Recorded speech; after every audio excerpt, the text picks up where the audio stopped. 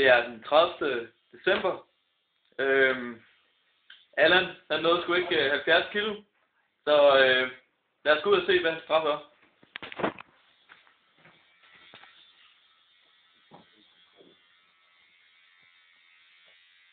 Der har vi ham. Man of the hour. Er du forklaret, hvad der sker her, Allan? Ja, jeg skal tage en straf. Hvad sker der, mand? Hvad sker Jeg der? er nok. Jeg er ikke tyk nok. Så jeg har fået det her.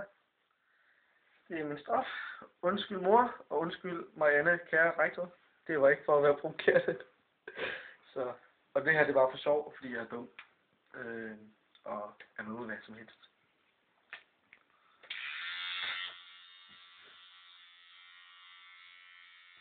Og det går ikke ondt.